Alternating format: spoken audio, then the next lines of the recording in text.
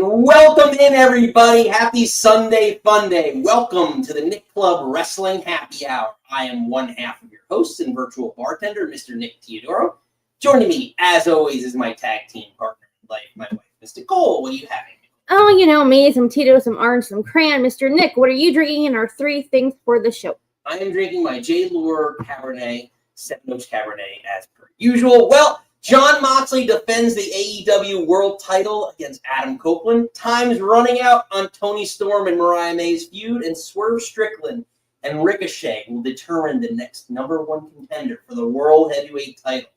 Nikki, we are previewing AEW Revolution. It is Sunday, March 9th, 2025, and this is the Nick Club Wrestling Happy Hour. Wrestling has more than one royal family.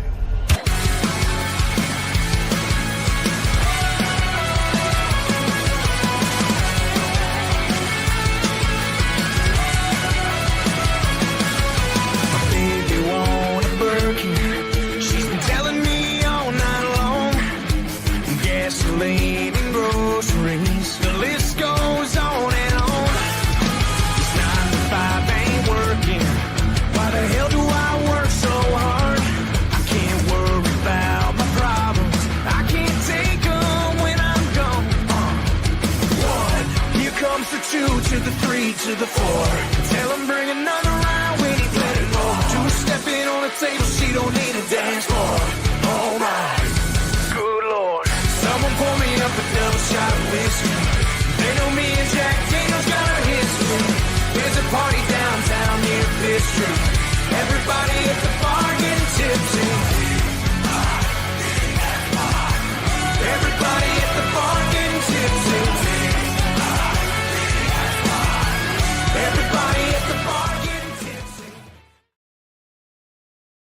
Nikki, we are back in. Welcome back in, everybody.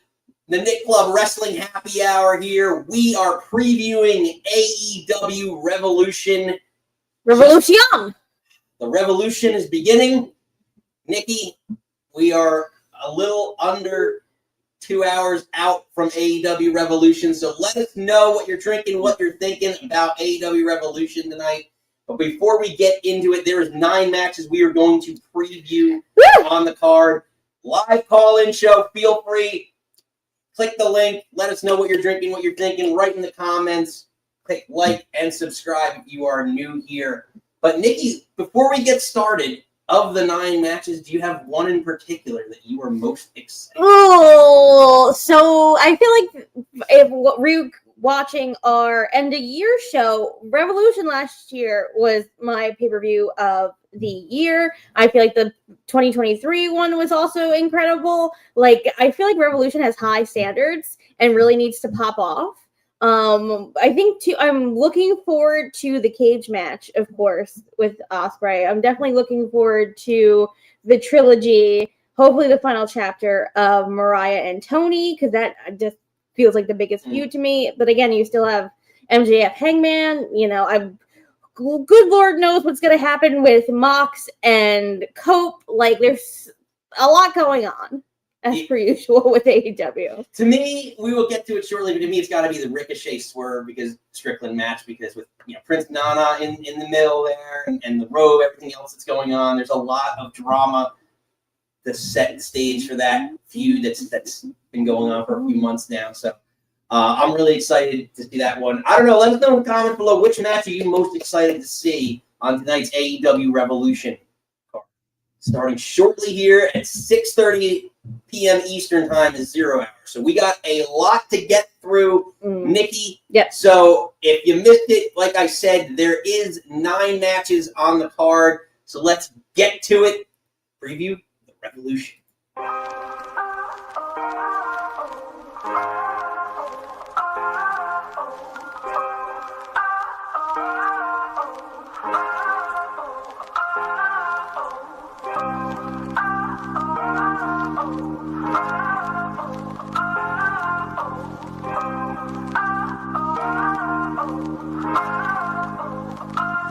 Can you see it? The worst is over. The monsters in my head are scared of.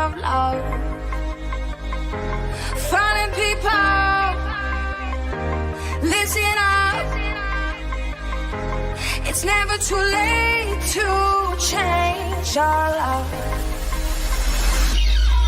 So don't let them steal your life. Don't let them break your stride. There's light on the other side. You'll see all the raindrops falling behind. It's a revolution, and we'll make it out tonight. Nikki, let's get right into it. Yeah. Open up with MJF challenging Hangman Page. These are two of the best, two AEW originals. Basically, they're from the start. I sort of feel like I know they've been building like this. Sort of kind of felt like out of nowhere.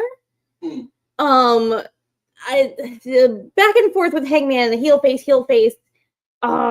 Clearly a face again. I know with all it's coming out of the stuff with Swerve, and then going into the retiring CD, and then all of a sudden defending CD's honor. Like, but again, you got two of the best. What if CD comes out and turns? You become too weak. And then it's like what on all the stuff that happened on Wednesday. I really kind of love him trying to do the Hangman doing the buckshot, and then just MJF hitting him in his buckshots. I was like, was there a way to counter that? I worry that MJF tried to set Hangman on fire. Like again, I feel like they're both kind of known for like brutal matches.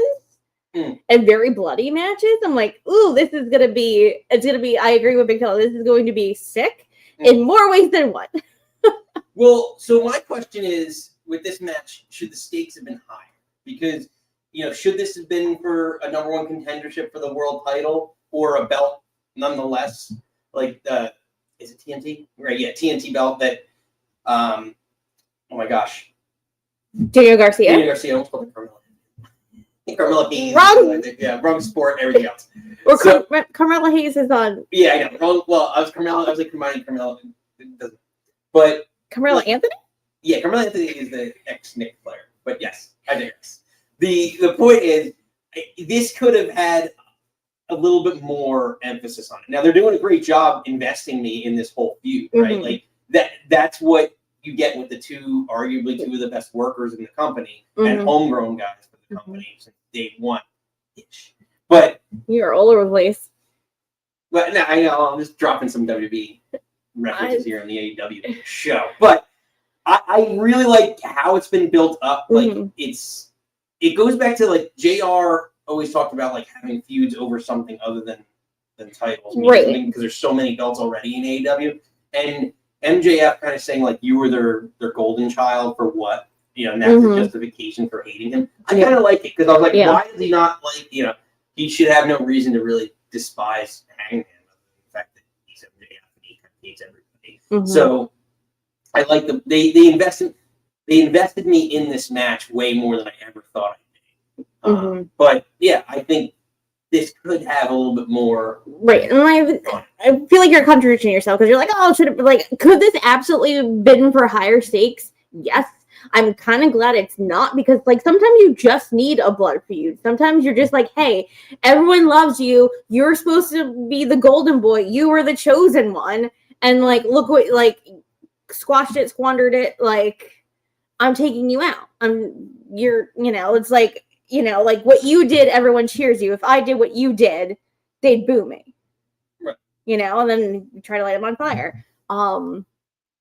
Again, I do want more because I'd love for them both to be. I hate the top belt scene so much, and I feel like you can plug most of the undercard in that spot. I'm hoping 2025 one of these two gets the belt back on them.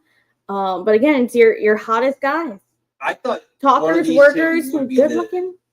Most logical, and that's gonna be one of the topics of debate later as we get to the world title match over who could be someone to dethrone. But Nikki, ultimately, you gotta pick one. You can only This pick one. I know this was so hard, and again, if our regulars know, I go with my gut on these, and I went Hangman.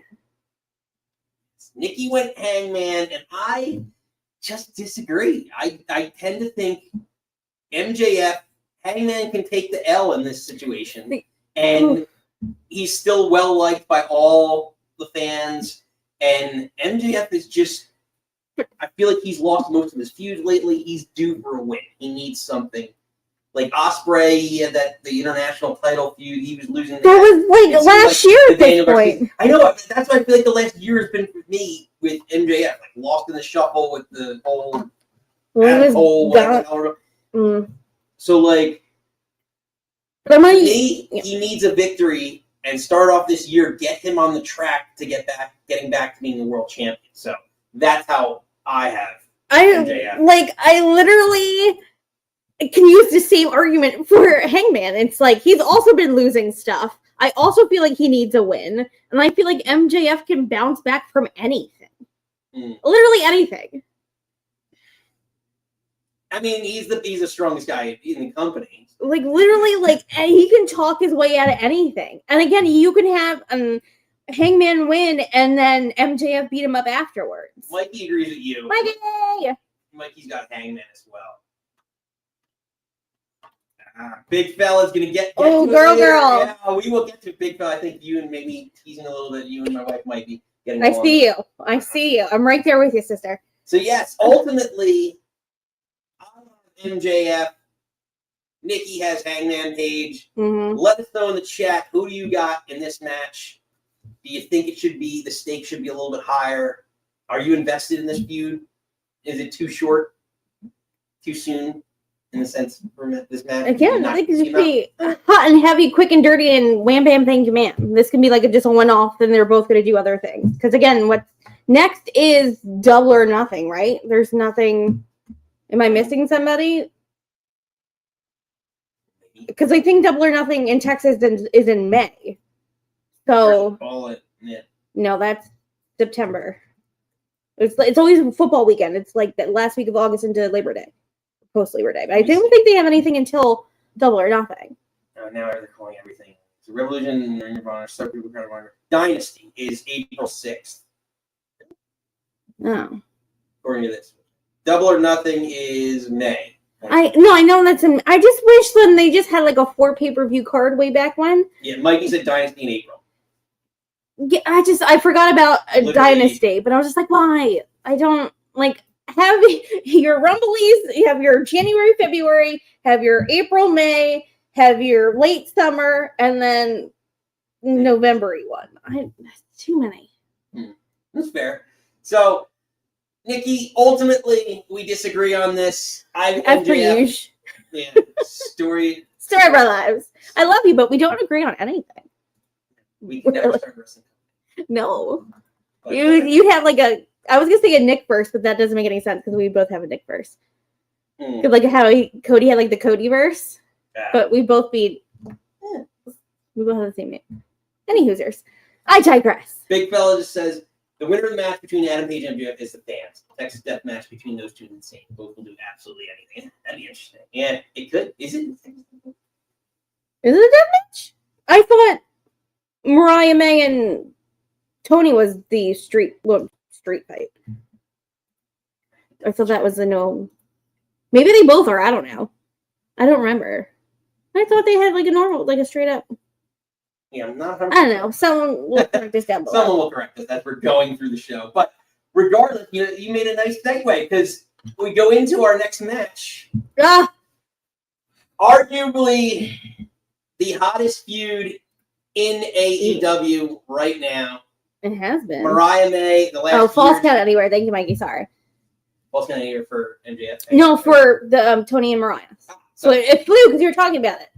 It flew nicely. So, thank you, Mikey. Toni versus Mariah in Falls Count Anywhere, the hottest feud of the last year and change in AEW. So, if you missed some of the key points, let's catch you up on it. They say the best things come in small packages, but darling, you should have worn protection because I railed you with the biggest package there's ever been.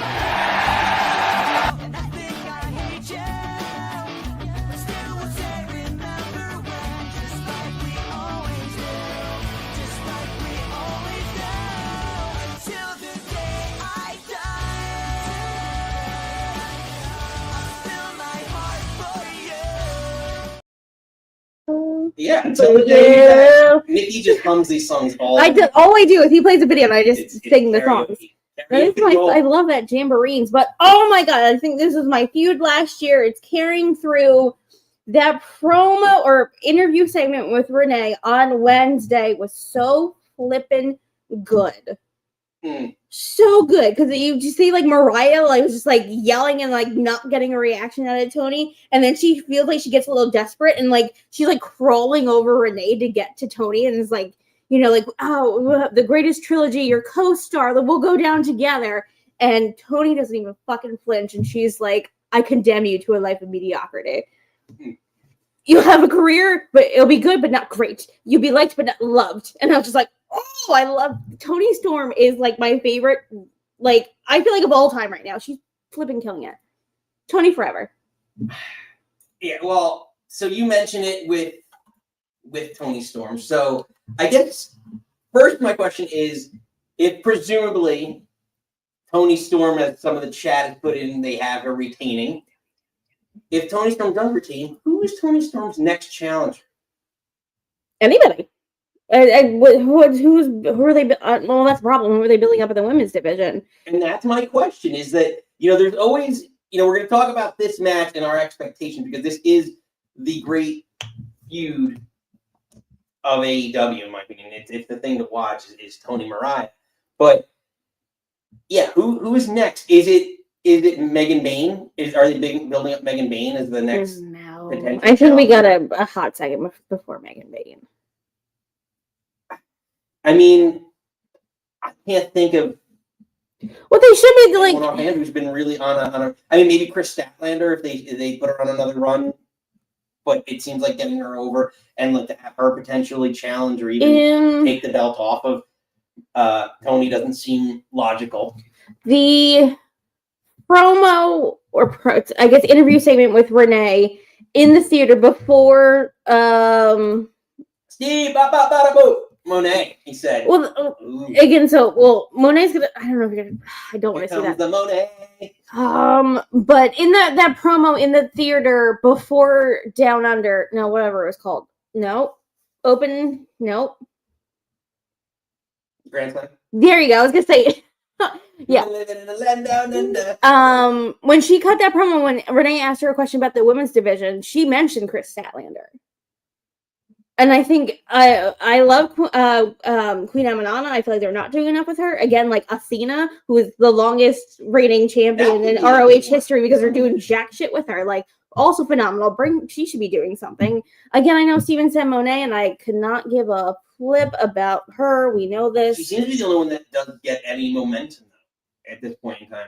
As I think about it, like, and Megan Bayne is just so new that she's getting a build up. So Yeah, maybe but that. But I don't know. Let us know in the chat. I mean, Steven said Mercedes Moné. Who do you think could be the next challenger beyond this match for Toni Storm? If this is the blow off for Toni and Mariah, I want to throw out Harley Cameron because I feel like her and Mercedes. Like, I don't know. I just feel like she connects with the crowd so much, and I think her doing a program because she's also crazy, and she can have like her puppets and like her and Timeless like doing the promo offs. I'm here for it. Also, she doesn't get enough love. There's so many women in this division that are good, and like what Toni said, like kick down the door and shit in the bed. Let's go. well, so that is one component of we're kind of tipping our hand a little bit to our predictions. But if presumably she falls, where does Mariah May go from here? I think she can take a beat. Again, she's been so heavily prevalent for so long that maybe take her off TV for a little bit. I can't miss you if you don't go away, sort of thing. Then you can, you know. But the women's division's so poor in the last year that these are Well, the then two do you have her go after Mercedes? as a heel of after a heel. You know how that makes me feel, Dr. Seuss. Oh, you guys talk. You can't be real. I don't know. Then what do you think? They can't. This is enough. It has to end tonight. I know. I don't want to see this anymore. That's what I agree. But I just feel like this is what I worry about, that the star of Mariah May is going to be fading, and that this run didn't really get much of a rub. Like, yeah. Well, if she's great on the promo, she's getting so much better in the ring. If she's good, then she's fine. You can swirl her around with Moné. You can maybe go after Athena. Maybe go after a different women's belt.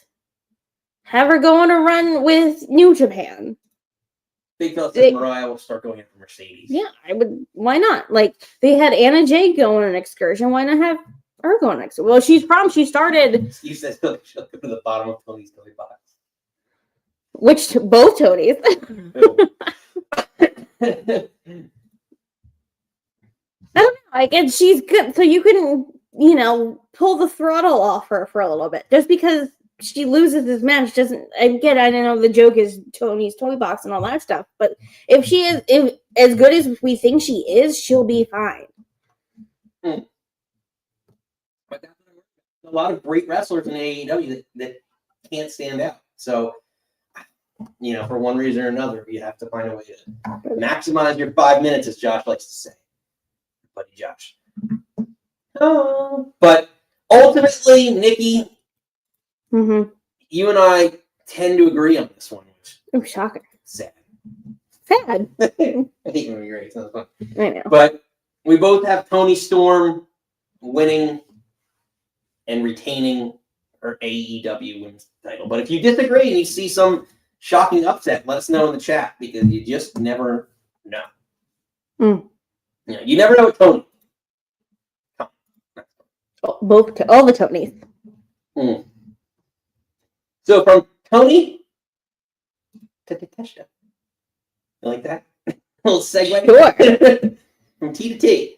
Takeshita will be defending the international title against Kenny Omega.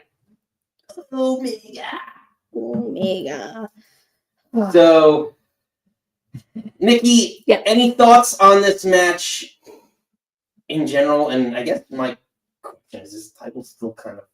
Well, the rumor innuendo in your windows is supposed to be that they're unifying the international and the continental. That's, of course, why not? To make it the intercontinental. If you're going to combine two belts, and we know who has the other belt, you're putting this belt on Kenny. And they have such a long history of them wrestling in 2012 and DDT, and then the matches that they've had. He lost to him twice in early 2024 before it was all right, you really have to address your diverticulitis. I feel like talking about who needs a win, and Kenny needs a fucking win. Again, Takeshita can lose and bounce back. He's young, he's big, he's good. Kenny kind of needs this. He's 20-something. Pretty sure he's 20-something. Oh, now I really want to know. 29. Oh, wow. Yeah, so I thought he was mid-30s. No, he's a young, sweet little baby pickle. And again, he can bounce back from this, whatever with the Don Callis family. He can, him and Garcia, he can go anywhere else. I just feel like Kenny needs this win for him, and then to further down the road to do whatever this belt needs to be done with. Sorry. And NWF newcomer. Hey, NWF, welcome to the party. Welcome to the happy hour. Click like and subscribe. So you don't know when the AEW brand of WWE Sloppy Settings pre-show starts tonight. It's 6:30. So we are doing our show into 0 hour at 6:30.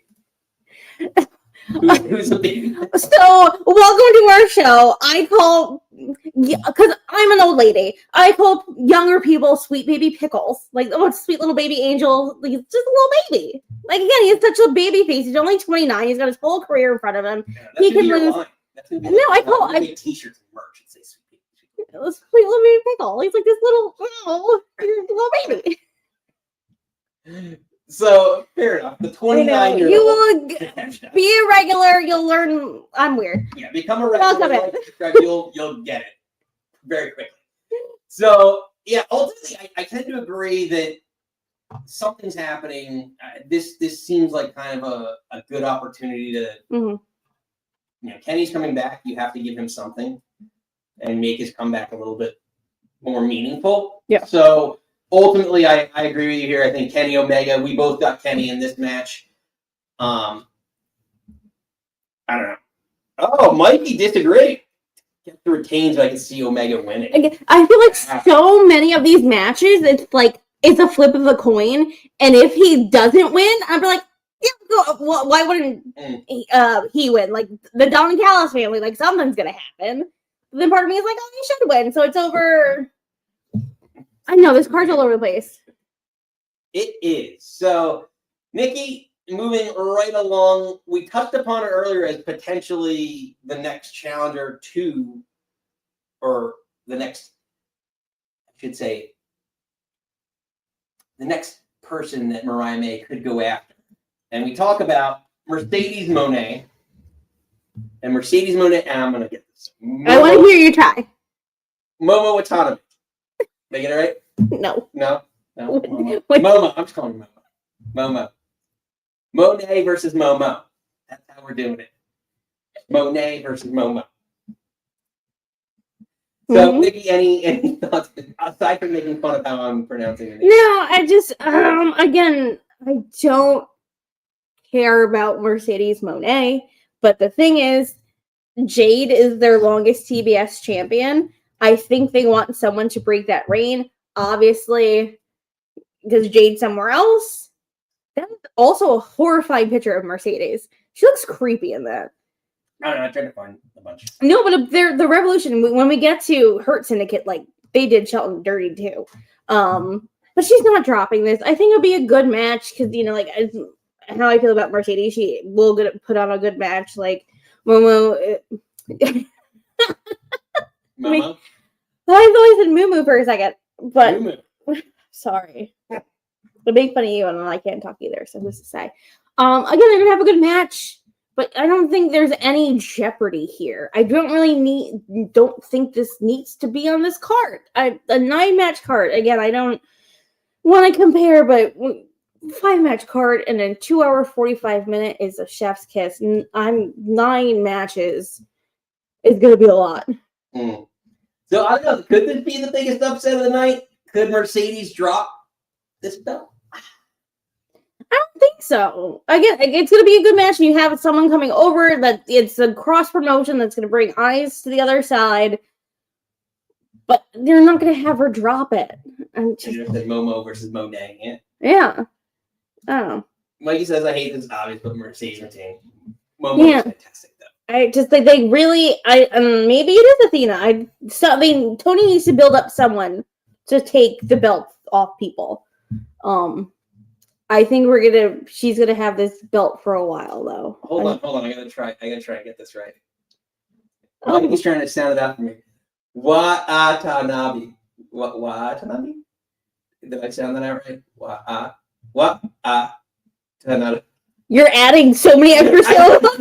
You can tell I know Mikey's a teacher, and this is making me feel like, are you smarter than a 4th grader? No, Mikey. The answer is fucking no. But ultimately, we'll get it. I think we all. I need to hear it sounded out. I think we all just agree. Moné. Fun match. Predictable. For the win. I think this is the most probably. Moné. Honestly, I think this is the most predictable match on the card. Which means that Tony's gonna make Momo win. Right. And this is gonna be you. Empty. No, I don't care. See? And then Mikey spelled it wrong. He's not even doing me any favors. He said he'll call it in 7. That'll be fun. Because I feel we'll like learn things today. I've said it before, but now that I've made fun of you and then we're on camera, I'm not going to be able to say it. Yeah, exactly. Mikey, thank you. So, Nikki, we're all in agreement. Moving along. World Tag Team titles, the Hurt Syndicate. Bobby Lashley and Shelton Benjamin, who you hate in this photo. Look at he looks like a UPS driver. Well, also it's like either you're the Hurt Like Syndicate or something. It's like I hurt people, and he looks like I don't even know. It's like the cheesiest. Everything He about looks this like the upsets delivery me. driver in the Amazon videos. It's just like so happy to deliver. And she's like, and I'm wearing my Bradley UPS outfit, and I'm just like, oh, it's not a good look. Well, I mean, we've talked about the AEW graphics team. I know. But ultimately, could the Outrunners pull the major upset? Could this be the big upset of the night? Well, I am wearing my Outrunners t-shirt. I'm going. This is my heart over my head pick because they're probably not going to win. But what if they do? I wish they pulled the trigger on them earlier because I feel like they could have beat Private Party. Honestly, they could have maybe beaten the Young Bucks. Would have been better. But like they're so hot and so over. They're the youngest men alive. Like, oh, I would love the Outrunners. You bought into their gimmick 100%. I have. I'm wearing their t-shirt. I love them. They're just fun.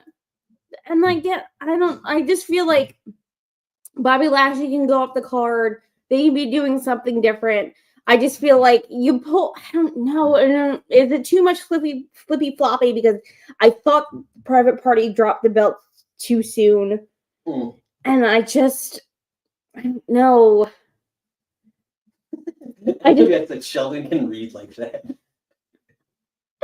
I don't know. It's hard because I know I'm going to be wrong on this, but I'm going with the youngest men. Mikey says he loves the Outrunners, but the Hurt Syndicate is about to hurt the youngest guy. So I think Mikey. No, I know I'm going to lose. I will sacrifice the point to give them some love. Because I'm going Hurt Syndicate. They're retaining. They're going to keep Bobby in the mid card to lower card for at least the time being until they're ready to pull the trigger on him being a main event, in my opinion. So, but Hassan has got your back, Nikki. He votes for the Outrunners as well. So. I'd like to hear a lot of this justification. Feel free. We're going to open up the phone lines shortly. Nikki? Yep. We got a couple more to get to. Mm-hmm. So we talked about the AEW International. Mm-hmm. But now, The Crunch Trap. let's talk about Ed's favorite belt, the Continental Championship with Kazuchika Okada, that one I can say,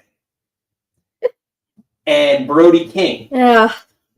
So I will ask the same question like that I've been asking the last couple because it seems like it could be maybe predictable, but could this be another one of the swerves that we have? Like, could this be one of the biggest potential upsets? We all can't predict Kenny to win and have Okada lose. If the rumors, if you're going to merge these belts, then you have to have Kenny Okada. I know this sounds crazy pants to us that were watching New Japan way back when. And I've definitely fallen off since 2019. I'm sorry.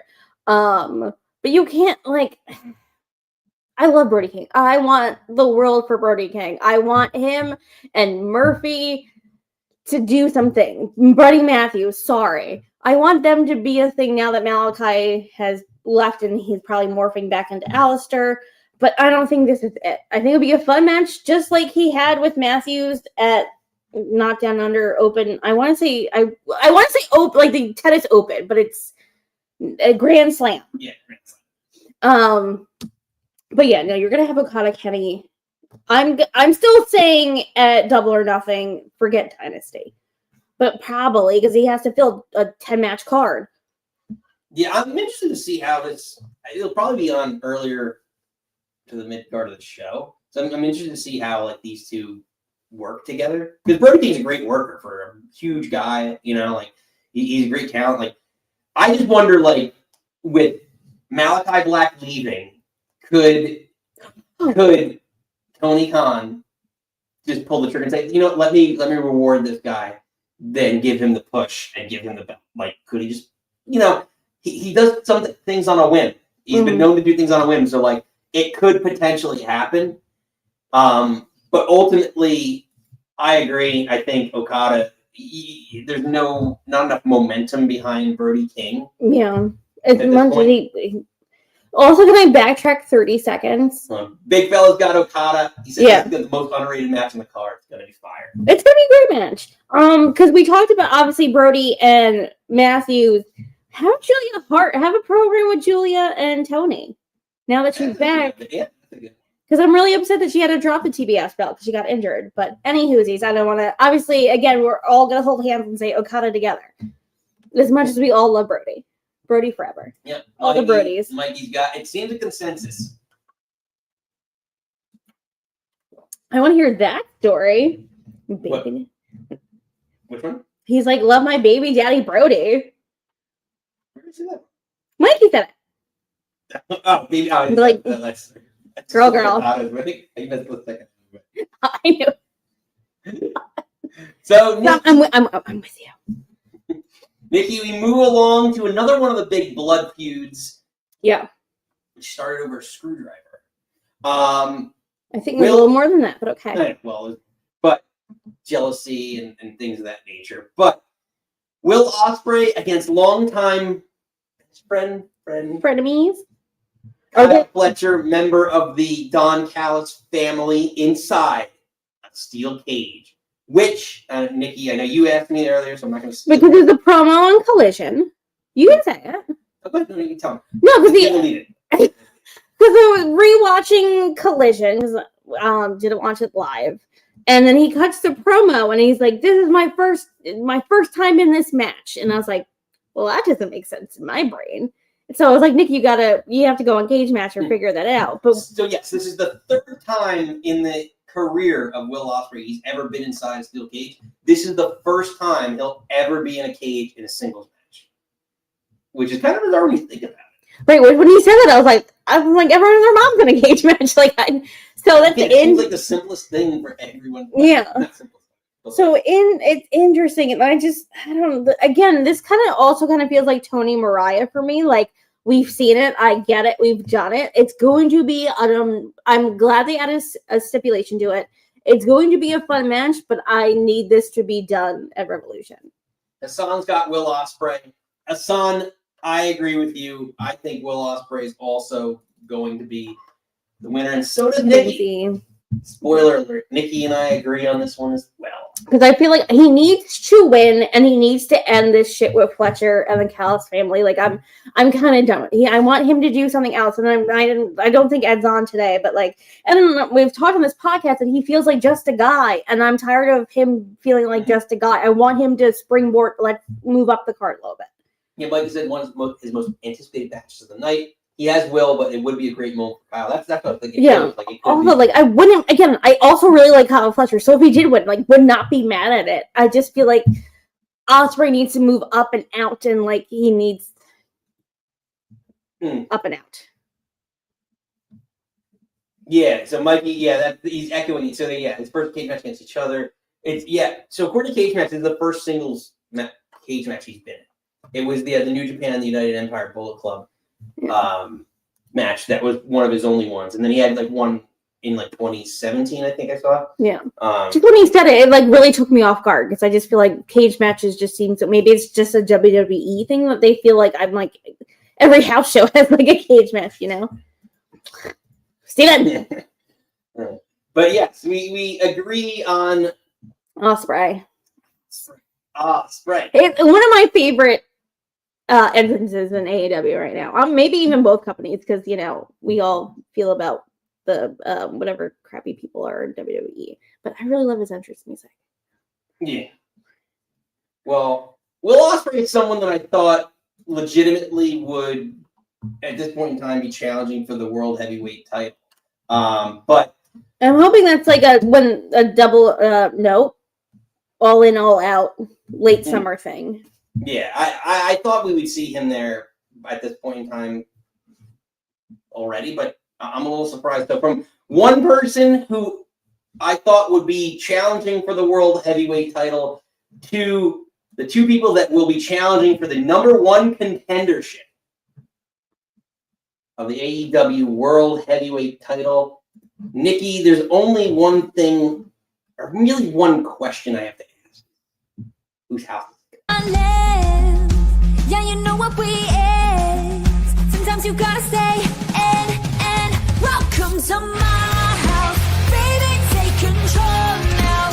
We can't even slow down. We don't have to go. Welcome to my house. Play that music too loud. Show me what you do now. We don't have to go. Welcome to my house. Welcome to my house. house. So, Nikki, what are your thoughts on this match? Because I've got a couple. I know we questions. disagree. Well, we're gonna disagree, but first, my big question is Prince Nana. Oh, He lost his robe, he'll get it back. and it's illustrious. Only the worthy can wear the robe. It's like Thor's hammer, and he asked for the robe back because only the worthy can. Yes. Oh, Does Nana turn on Swerve? I know everyone is clamoring for it and wants it. I don't want to see it. I don't want it. I know going again, maybe these are the two people. Exactly what I was hoping, Steve. Swerve brings a rock and beats Scissors. That's the only way that you can do it. I feel like the two of them, Swerve and Ricochet, have benefited the most from leaving WWE. Again, Swerve's a flippin' star to me. I'm going Swerve. I want him to win. I want him back in the picture. We'll get there. I know Ricochet, him and his Dahmer glasses have grown leaps and bounds on the promo because they're actually letting him talk. But again, this is for the number one contender. I'm going Swerve all day. I think that's the Swerve that everyone thinks that he's turning and he doesn't. That's what my hopes and dreams are. I really don't want to see it. I love them together. When you met him, you said he was like the nicest guy. Yeah, so I'm like, I met him down at Wrestle Show, New Jersey, Mikey. where we met Mikey, a good buddy who's chiming in here, but is also doing the watch along tonight, which Nikki and I are going to appear on in a select match. You never know when we're going to do a run-in on the watch along, so get ready for that on the Biconic Wrestling Podcast. It's the Biconic Wrestling watch along with AEW Revolution. We are excited. But yeah, let us know in the chat. Does Prince Nana turn on Swerve? People are clamoring for it. Do you think it's going to happen? I don't want it. I know you hate it. I just think it would add another. I just don't think at this again, this is for the number one contender. I don't think Ricochet is there. Well, I don't think. That's the other question: is who poses the biggest threat as a challenger for the world title? Hello, a former fucking champion. Who I was upset he lost the belt. But what if in the career arc, in the kayfabe story arc of him, he's lost a lot over the course of the last 6 months. He lost the world title. His house has been burned down. He's losing it all. So I know he needs the winners first to rebuild his house. No, we disagree. You're making the dog upset. You're making it upset. Nope. Unbelievable. So ultimately, let us know in the chat, who do you have? Let's get through some of the comments here. Hassan said he's got Ricochet. Steve had a nice, clever comment, but I don't know, Steve. Mikey's got Ricochet. I know. I might be the only person in Swerve's camp, but I'm okay with that. They're all agreeing with me. Because I got Ricochet as well. No, I don't. Nope. He's on that run. You're not seeing He's my on that Ricochet. trajectory I'm towards telling the you top. right now. No. So I have Ricochet as the next challenger for the World Heavyweight title. Nikki has Swerve as the next challenger. Mikey thinks not on Mike. We'll see. And then I'm going against the grain here. Mikey, you can call in and we'll discuss. Open up the phone line shortly. So, Huh? like I said, Nikki has Swerve as the next number one contender for the World Heavyweight title. Mhm. I have Ricochet, but There can only be one World Heavyweight Champion, so we get to the main event, Nikki, of the evening. main event. Jon Moxley defending the AEW World Heavyweight title against Adam Copeland. He's Or just Cope. now, It's just Cope. Radar Cope.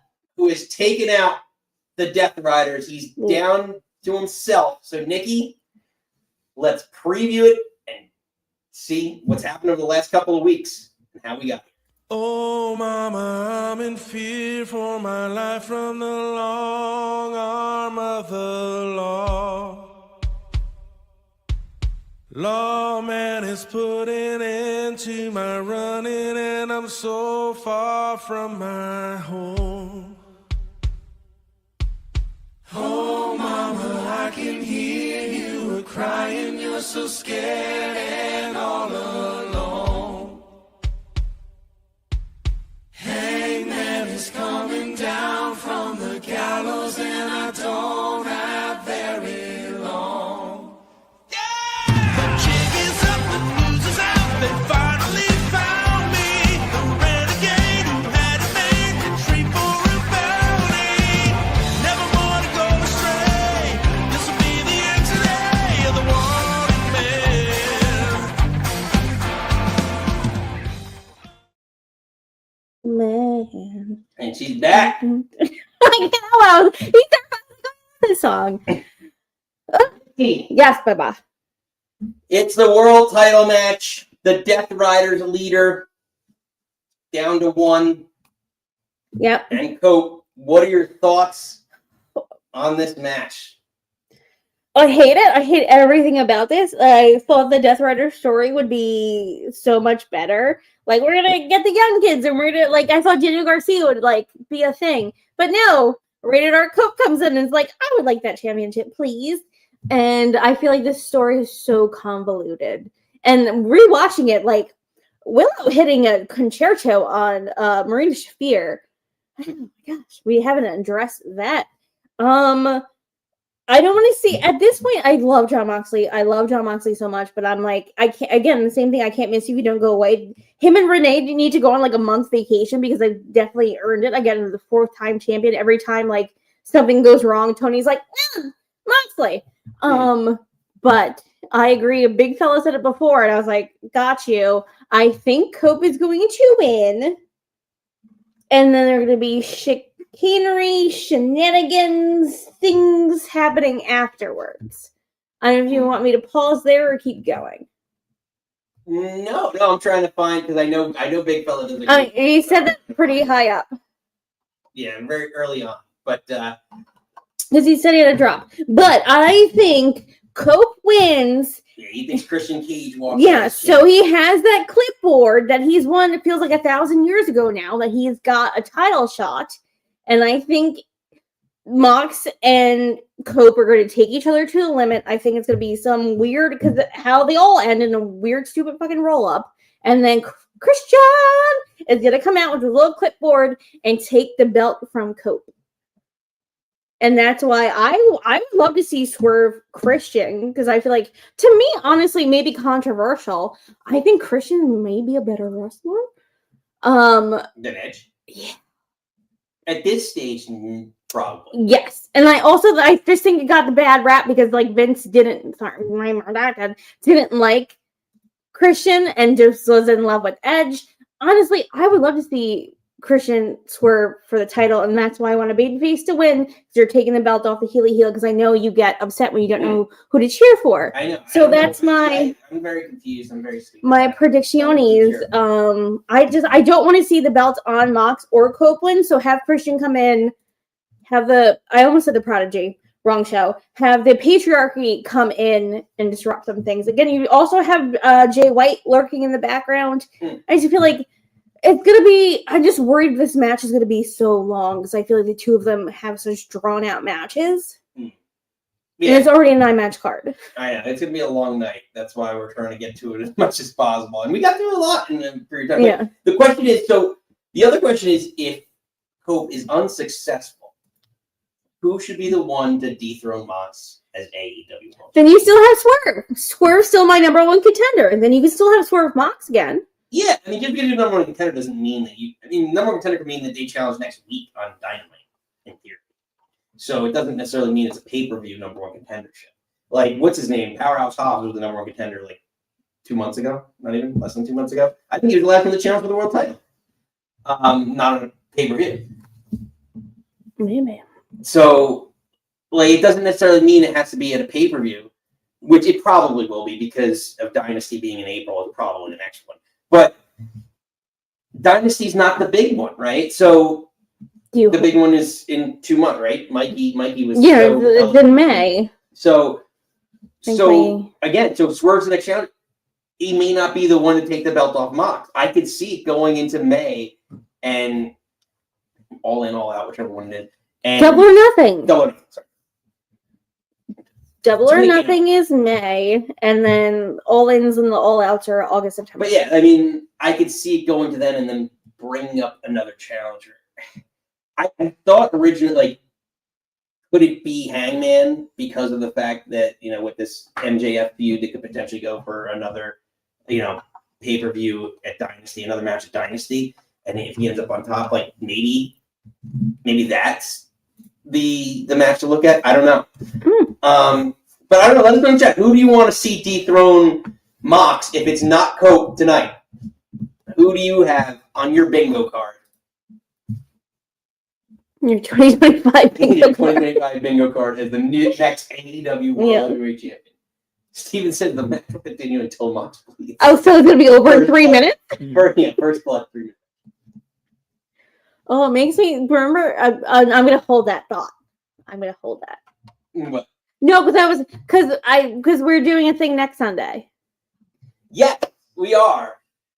So we're about to open up the phone lines here, Nikki, as we are a little over 30 plus 8, 38 minutes out from 0 hour. So we're doing great with time. So we're gonna open the phone line so we can get to everybody that wants to call in. So there's a StreamYard link in the chat. I pinned it in the chat. It's also in the description of the video of the live stream if you want to check that out. But before we finish up, Nikki, your final pick for the World Heavyweight title, just to reiterate. Cope. She's got Cope. I got Mox. I think Mox is retaining. I think it's not the right time to take the belt off him. And I know his group has seemingly been taken down, but it seems like bad booking to do it this way. And just keep the belt on him for at least another month until you can figure out and build up someone strong enough to do it. That's kind of my opinion. So to wrap, Nikki, here's all of our picks. So basically, I tried to keep them all together. So I have MJF, Nikki's got Hangman. I have Mox, she's got Cope. I have Ricochet, she has Swerve. We both agree on Will Ospreay, Kazuchika Okada, and Mercedes Moné winning, along with Toni Storm retaining, and Kenny Omega winning the international title. And then finally disagreeing on who the World Tag Team Champions are going to be. I have the Hurt Syndicate retaining. Nikki has the Outrunners because she picks with her heart and wants to lose. And this is why we don't gamble. Or I don't gamble with Nikki. Or Nikki. I don't gamble. My nickels need to be in my pocket. Exactly. So let us know. We're opening up the phone lines. Call in. Let us know what you're drinking, what you're thinking. Who do you have? What are your thoughts on AEW Revolution tonight? What are your expectations? What do you think is going to happen? Who do you think is going to win? Who's going to end up as champion? Call and tell me. Let me know. Just a little housekeeping before we open up the phone lines here, Nikki. Yes, Baba. We are back here on Friday for our regularly scheduled flagship programming for the Wrestling Happy Hour. Since it is March 14th, it is like Nikki's Christmas. Irish Christmas.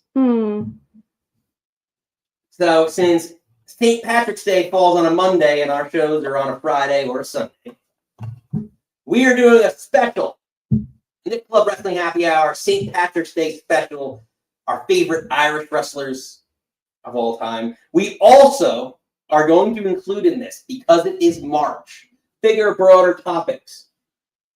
The Ides of March, biggest wrestling betrayals. Let us know. We're going to get through all that on Friday, a little special episode, a St. Patrick's Day. Luck of the Irish. My high holy day. Nikki's favorite holiday of the year. My national holiday. Shout out to all my mix out there. Our day's coming. Nick for the mix. So, Nikki. Yes. That being said. Yep. Hit the snare.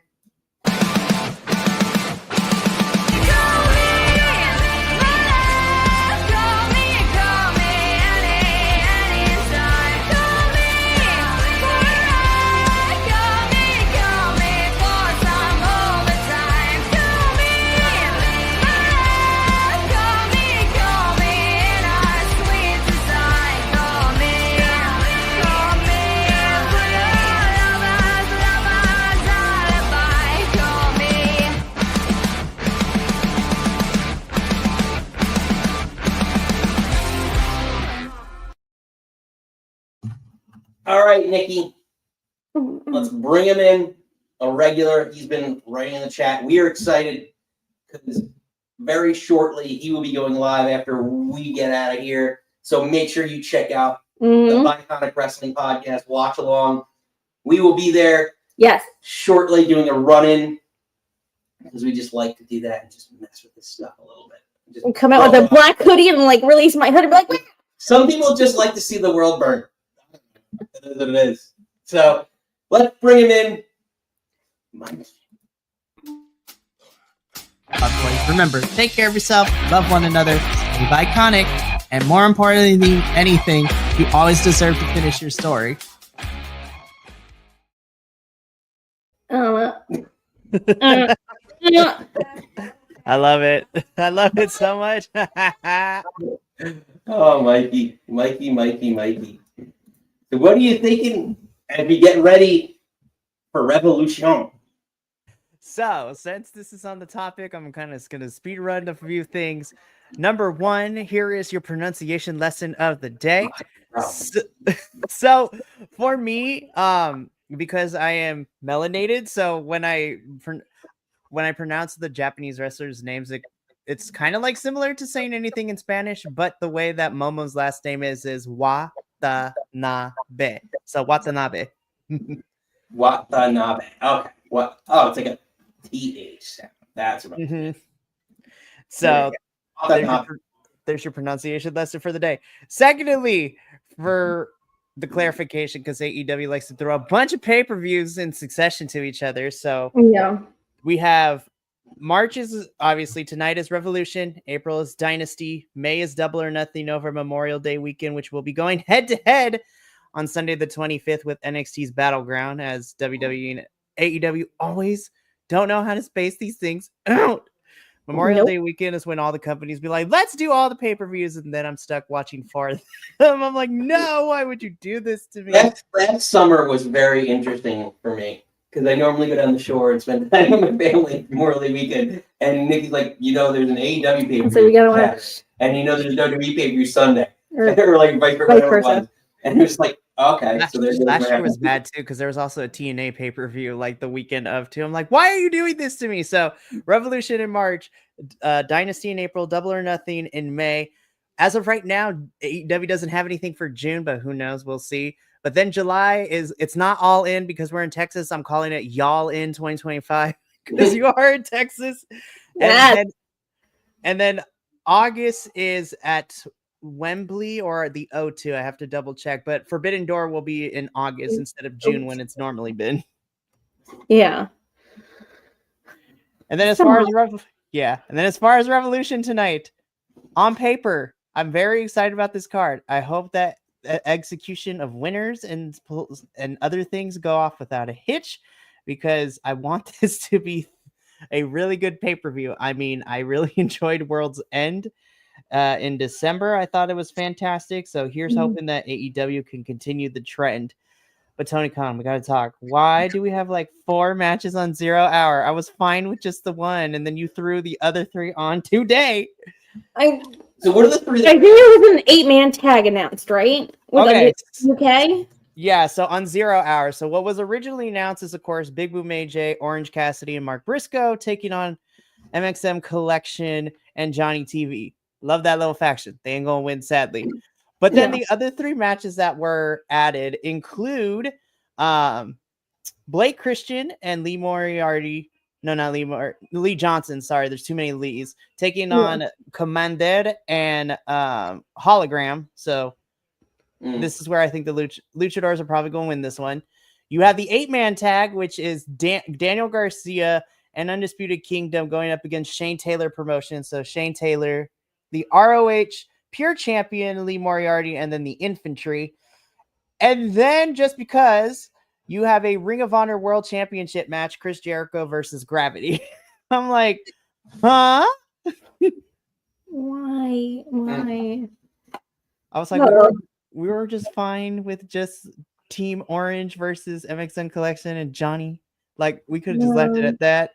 It makes you wonder if, like, people, I mean, obviously, like, the politicking always exists behind the scenes, but, like, if people are, like, just saying, like Jericho, like, does Jericho really need to get on the card at a pre-show? Like, you're a Hall of Fame wrestler. You were the first world champion. Why would you want to defend the Ring of Honor world title on the pre-show of the card? It makes, you know what I mean? Like, it doesn't do anything for you, the brand. Like, I just wonder if it's, like, one of those, like, I know if I get on the card, at least I get the payday out of it. And, like, I don't care if I'm literally not even opening the show. I'm not on the show. I'm the pre-show. And, like, that's just so, yeah, like, just to try and milk the extra payday. And, like, again, it's like one of those things. It's like, I get you have all this talent on your roster, but, yeah, like, you don't have to use them all. Like, you can choose to use them, and you can choose not to use them. You don't have to put 50 people on a card just because you have 50 people.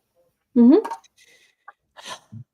I know. I'm just like, why are we doing this? We were fine. Now, some people I get because some, especially I think Blake Christian and Lee are LA native, so that makes a little bit more sense. But come on.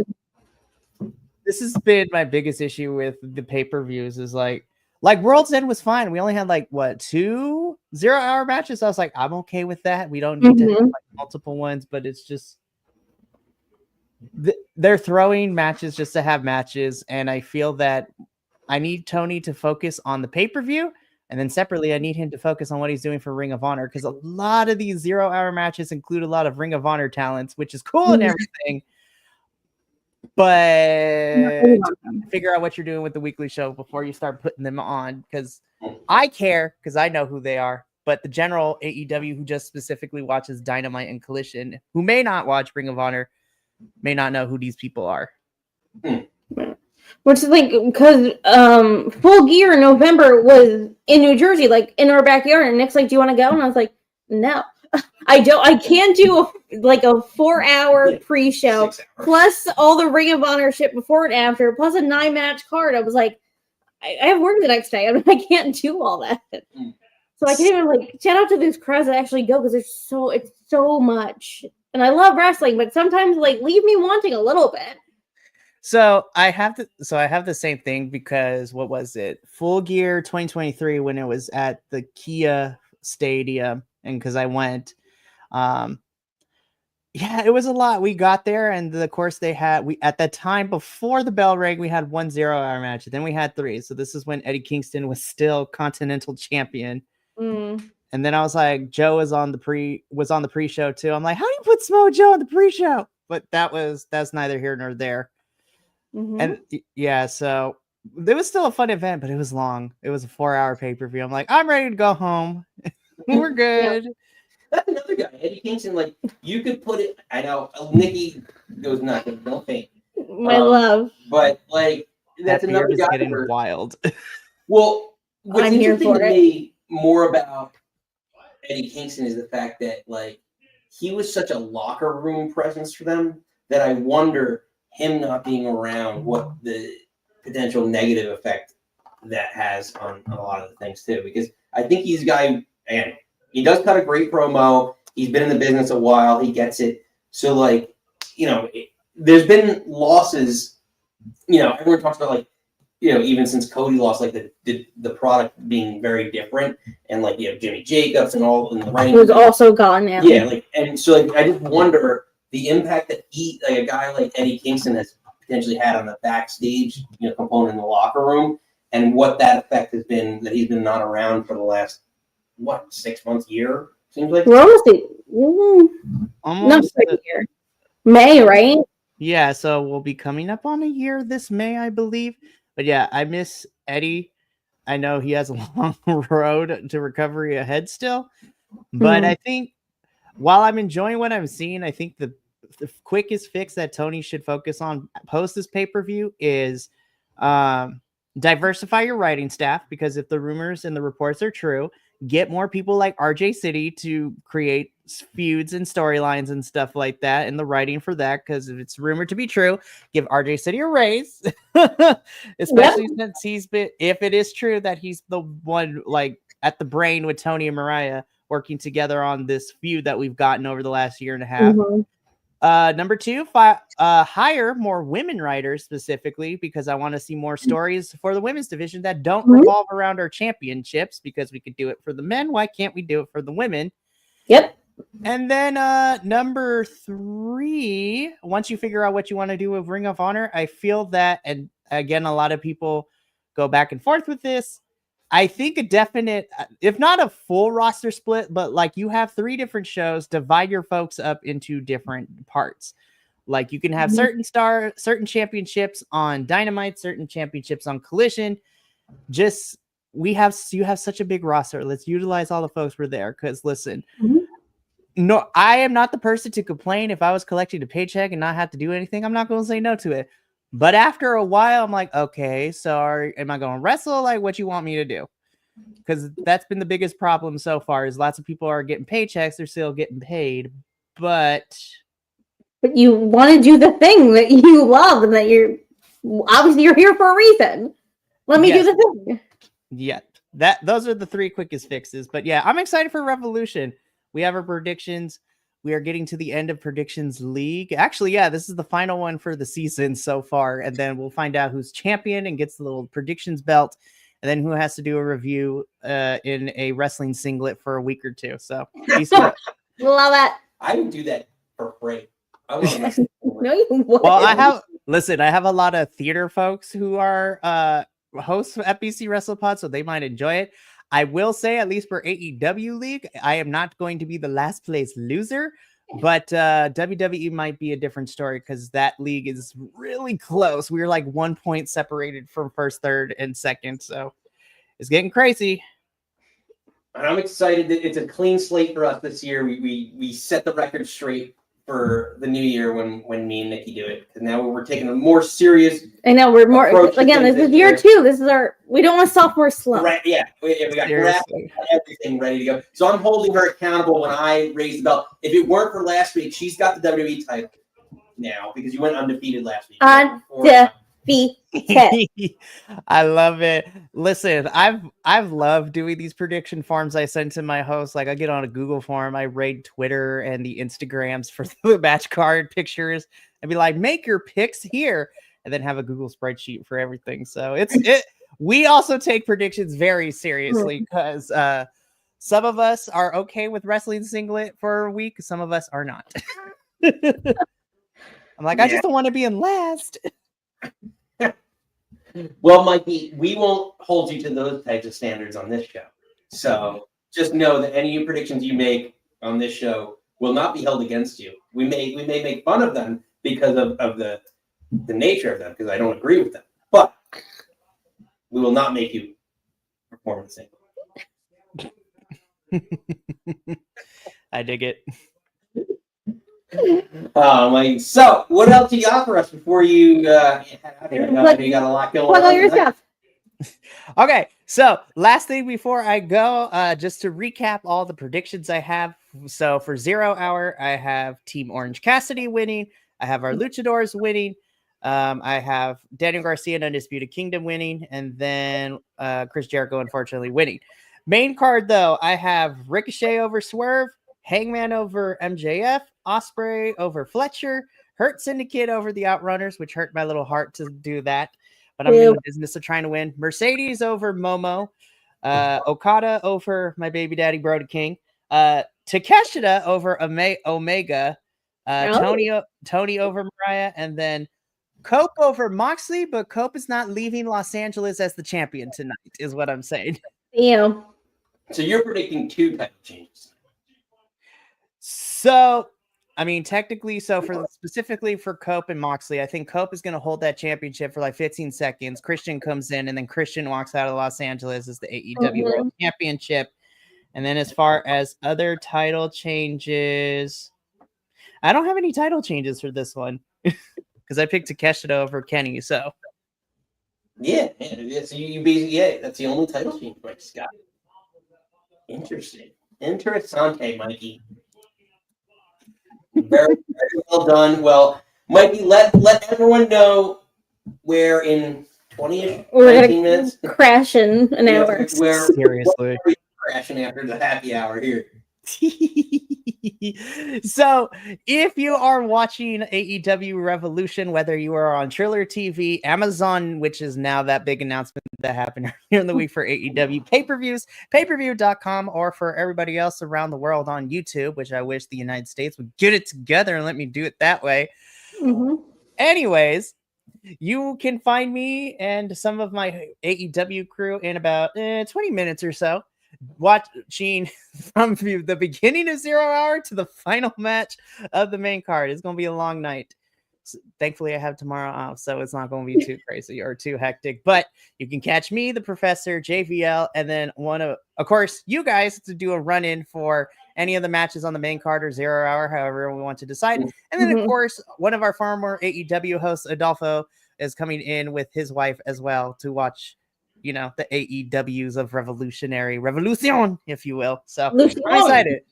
It's going to be a long night, but it's going to be a fun one. Yep. Well, it's exciting. We're pumped here. We are excited to join you shortly. So, ladies and gentlemen, check out Mikey's channel, Biconic Wrestling Podcast. Mikey, we will see you soon. As we like to say here, the bar, you, sir, are cut off. Nikki, get ready. Love my gay. Get ready for AEW Revolution. Revolutions. The revolution begins. Very short. So, before we get out of here, a little housekeeping. We are back here Friday with 14 in our special. Talking about my people. 6 p.m. Eastern time. Whatever that correlates to you locally. So catch us here, whether you're on YouTube, Twitter, at Nick Teodoro. If you are on Twitch, at Nick Club WHH, we have a Twitch now. Happy hour. If you want to follow us on Facebook, Nick Club Wrestling Happy Hour on Facebook, we are on there too. But regardless, we are back here next Friday, 14th. We are going over everything, all the most famous, the best Irish wrestlers of all time, Nikki's favorite. We are also doing people. The Ides of March are here, wrestling's biggest betrayals. So that will be exciting. Come on, Brutus. What you got? Let's move down. Yeah, to Brute. I thought you said Bruce, like the barber briefcase. That's what I was thinking. No, you're just making it real Italian, and I'm making it real Irish. Bruce barber briefcase. No, because you said Brute. Okay, I'm not going to talk Shakespeare with you right now. Well, that being said, it's been a fun one. We hope to catch you on Friday, 6 Eastern, in our next show. But until then, you do not have to go home. But you can stay here. Bye.